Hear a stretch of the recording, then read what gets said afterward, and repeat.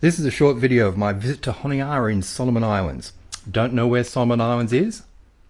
It's just a bit to the right of Papua New Guinea and to the left of Vanuatu. Solomon Islands is possibly the biggest kept secret in the South Pacific. It's huge.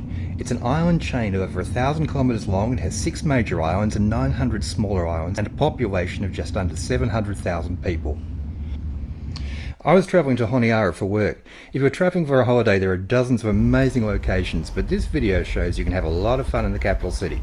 Right now, over 5,000 people visit the country for business and don't do anything other than drink all the local beverage Sol Brew. Not that there's anything wrong with that, but there's a lot more interesting stuff that's right in the capital.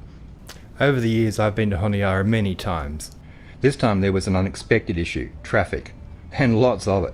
The traffic jam is due to the new roadworks, but also the growing prosperity of the country.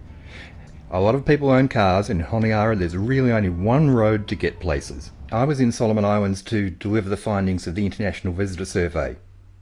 And I also got to appear on the radio. Again, hello, mic check. Good for evening. Welcome to Solomon Islands Visitors Bureau program. Mainly Hamigaram Nelson. Nelson, good for evening to you. Hello, I'm Nelson from Solomon Islands Visitors Bureau, and we are recording for the Tourism Awareness Radio program, and today's topic is the outcomes of the International Visitor Survey 2016, and I've got Neil with me here in the studios. There are a million things to do in Solomon Islands. I caught up with a group who are exploring surfing sites.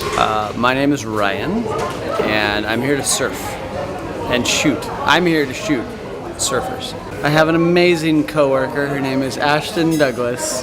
It's been great. Food's good. Our boat driver was a legend. We taught some local kids how to surf that already shredded, so I don't know if we would say we taught them, but we had a lot of good experiences. This place is pretty rad. Solomon Islands is right in the middle of the tropics, so of course there's a bit of rain in the evening. If you care about rain, winter is a bit drier. Now for some scuba diving. The island of Guadalcanal was the site of the first major battle of World War II against the Japanese. A lot of fighting was centred on the area around Honiara. This means there are plenty of shipwrecks easily accessible to a pretty inexperienced diver like myself. Here's Troy from Tulagi Dive to tell you about the first day's diving. Okay, so first one you're doing is called Hirakara Maru. Japanese name for it is called Wide River Ship. Every Japanese ship is something Maru. It's surrounded by water or greater circle. Hirakara Maru sank on 14th of September 42, along with the other wreck you're going to, both in convoy. They weren't sunk by the Americans, they were rammed on shore on purpose. Their job was to supply Japanese behind enemy lines to retake back Henderson Airfield. The mission was unsuccessful. Once the Americans spotted them, they came over and carpet bombed and strafed everything 2 k's inland, so everybody was killed basically.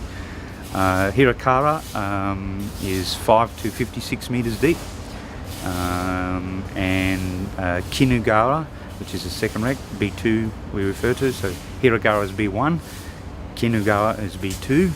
Kinugara is Silk River ship. She's also on the same day, a lot smaller ship, and she starts out of the water and goes to 28 metres. I've since found out that a waterproof GoPro costs about $120, and if I'd known this, you would be looking at some amazing underwater footage. It looks pretty calm on the surface, but underneath it's another world. Now we're heading back to Honiara. And this is a driver, Alvin. Alwyn isn't just the driver, he's also an experienced dive master and made sure we did our pre-dive checks and everything went smoothly underwater.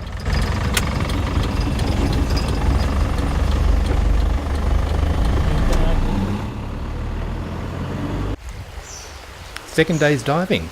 Here's Neil from Tulagi Dive to tell us what we're going to do. So today we're going to go for a dive to the I-1 submarine and the B-17 bomber.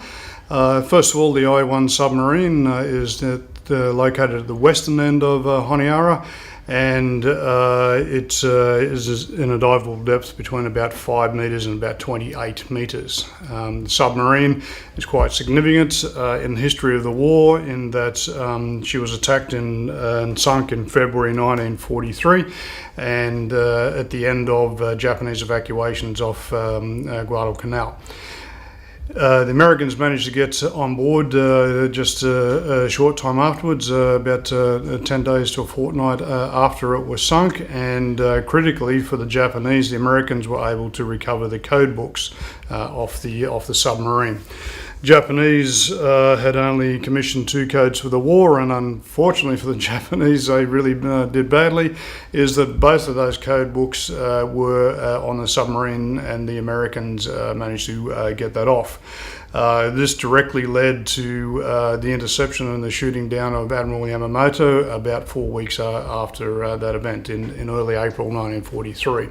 So the wreck is probably a small thing in the actual theatre of the war, but the ramifications of this particular site were quite significant as far as the Japanese war effort in the Pacific was concerned. After we've done that, then we'll make our way back towards town a little bit, and then we'll have a look at the B-17 bomber, or what is left of this particular B-17. She was engaged in operations in September 1942 up off Rabaul, and she was engaged up there, shot up, and she was badly damaged and limping back to Henderson Field. Unfortunately, she didn't quite make it, and she managed to ditch into the sea 20 kilometres to the west of Henderson Field. Unfortunately for the aircrew at this time, that was Japanese-held territory. People come to Solomon Islands for many reasons. Here's my dive companion on the second day. My name's Amelia. I'm here for work, looking at how land use affects fisheries in the Solomon Islands. If you're thinking of going somewhere that's totally different, you don't need to travel that far, and you really should think of Solomon Islands. It's only a 3-hour flight to a different world. Google Solomon Islands Visitors Bureau and check out their website. I'm going back just for fun next time.